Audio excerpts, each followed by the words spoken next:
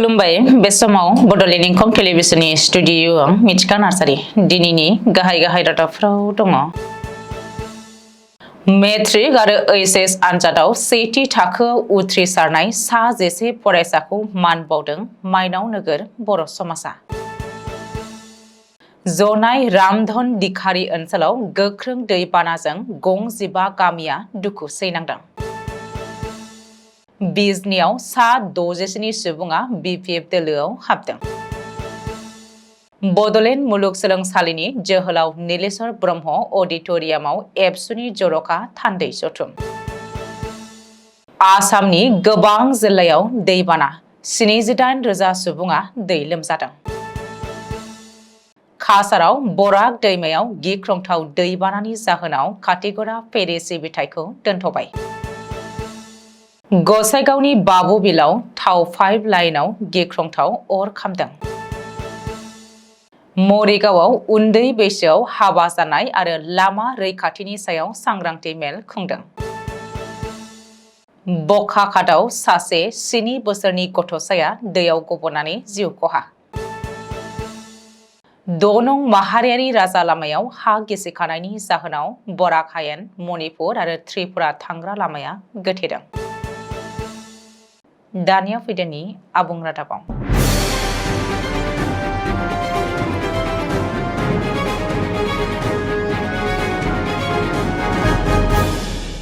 चिरां जिल्लानि बिजनी नोगोर बेंखनाव थानाय माइनाव नोगोर बर' समाजा देग्लाय 2025 मायथाइयाव मेट्रिक आरो एचएस आनजादाव सेथि थाखोआव उथ्रिसारनो हानाय गासै सा 11 फरायसाफोरखौ मान बावदों।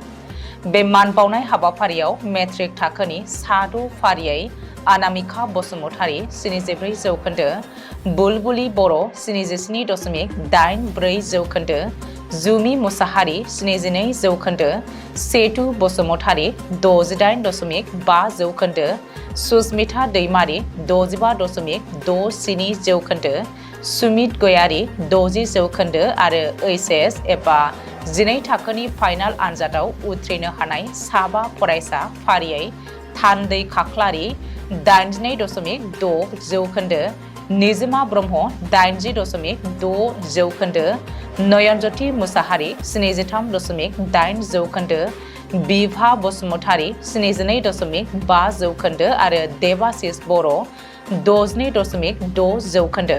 गासै सा 11 फरायसाफोरखौ गांफा मान बिलाइ, आर'नाइ आरो रेबगनजों बयखौबो मान बावनाय जायो।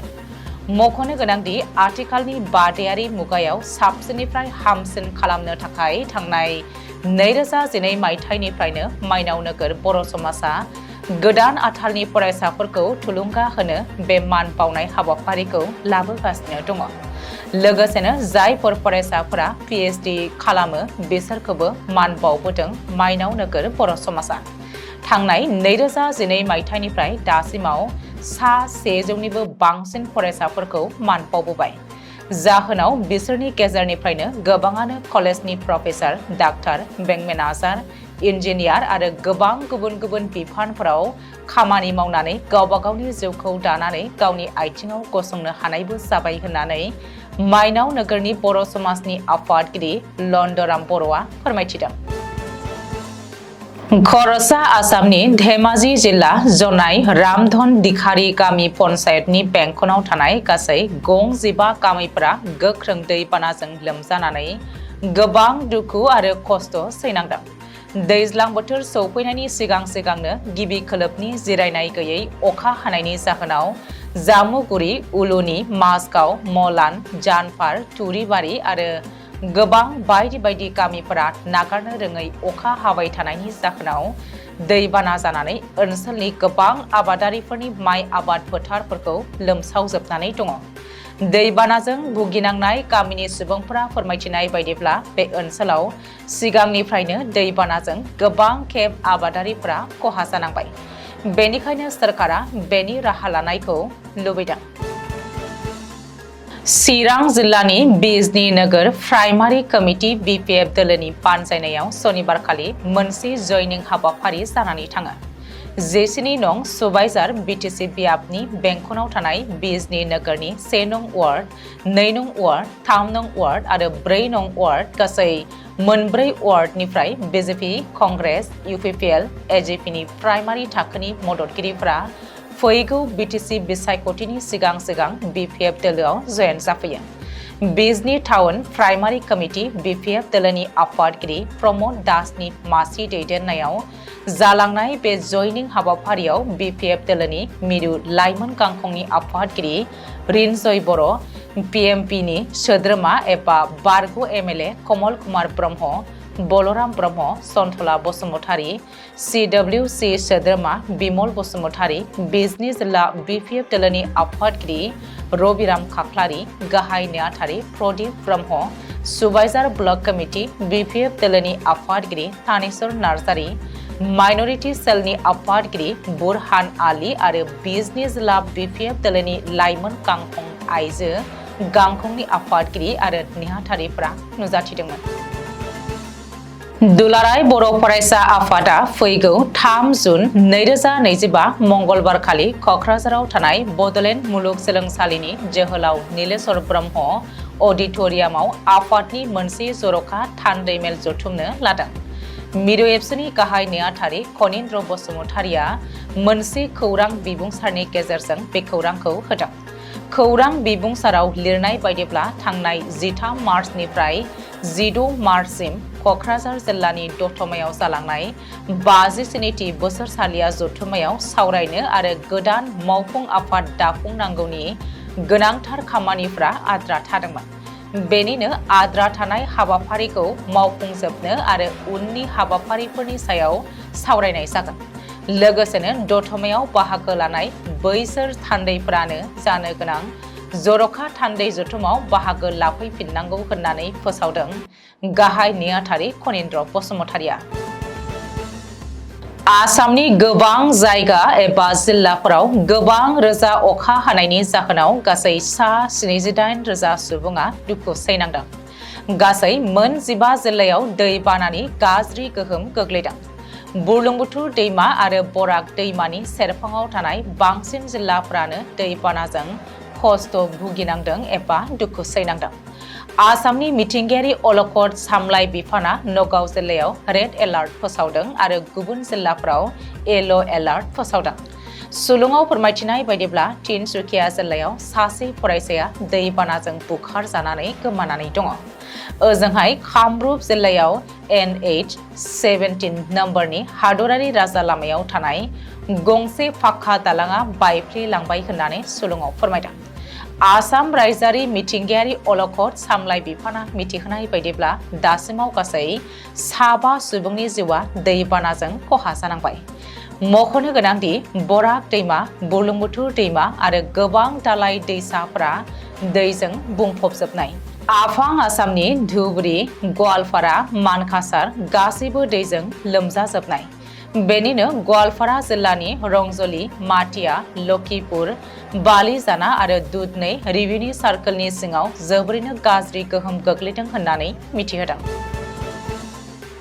गोबां रोजा अखा हानाय आरो बराक दैमानि उसिफावनाय आरो बाना जानायनि जाहोनाव काछार जिल्लानि खाथिगरा जिद्देजर घाटनि फेरि सिबिथायखौ दोनथ'नाय जाबाय।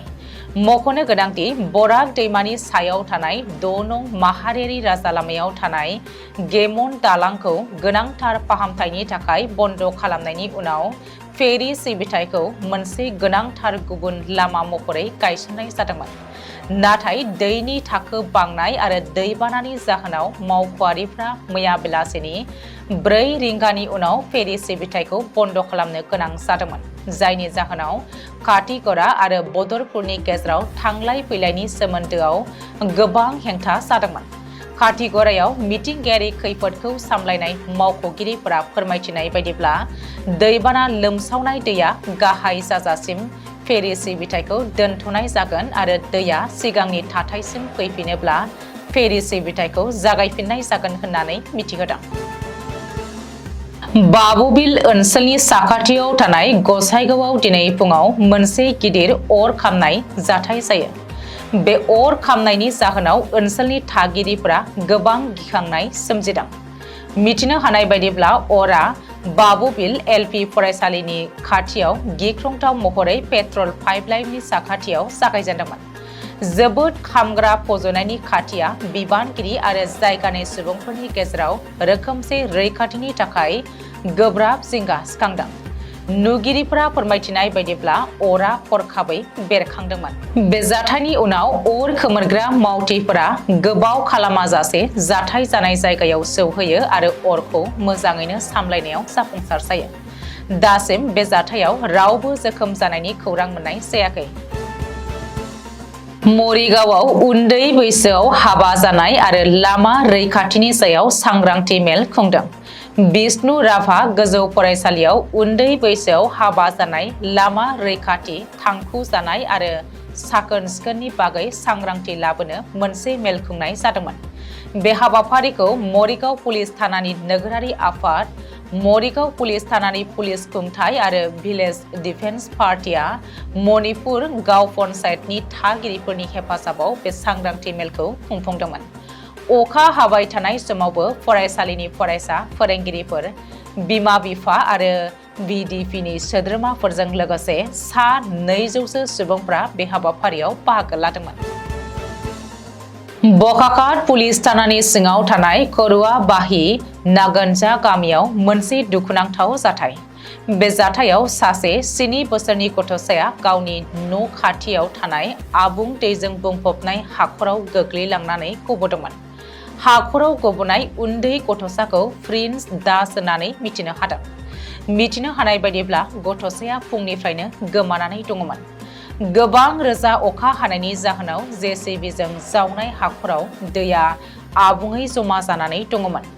बेयावनो गथ'आ गादलिननानै बोरैबा गोग्लैलांदोंमोन जानांगौ होननानै गथ'नि नखरा सन्देह खालामदों। बे समाव बकाखात पुलिसआ जाथाय जानाय जायगायाव सौहैयो आरो गोनांथार राहा लानो जागायो। मेघालयनि सानजा जयन्तिया हिल्स जिल्लानि कुलियां ओनसोलनि साखाथियाव थानाय 6 नं माहारियारि राजालामायाव हा गिसिखानायनि जाहोनाव हान्था मेलानि सायाव गोबां गोहोम गोग्लैदों। गोबां सानसिम रोजा अखा हाबाय थानायनि जाहोनाव गोबां हा गिसिखानाया जिल्लानि गुबुन गुबुन ओनसोलफोराव गोबाङैनो गोहोम गोग्लैदों, जायनि जाहोनाव लामा फोनांजाबनायाव हेंथा सोमजिदों। बे हा गिसिखानाय आरो हा खुरखानाया सिलचर जवाई शिलं लामाखौ आबुङैनो होथेदों। बेनि अनगायैबो बराक हायेन आरो गोबां सा-सानजा भारतारि रायजोफोर जेरै मणिपुर, मिजोराम आरो त्रिपुरानि थाखाय बे गोनांथार लामाया होथेयो। बे समाव गोहोम गोग्लैनाय ओनसोलाव गोबां हा जावखांग्रा बुलडोजार दैथायहरनानै खुरखानाय आरो होथेनाय लामाफोरखौ फोसाबफिननाय हाबाया गोख्रैनो सोलिगासिनो दङ होननानै शिलंआव फोरमायदों। दिनैनि रादाबा एसेनोसै। गोजोन्थों।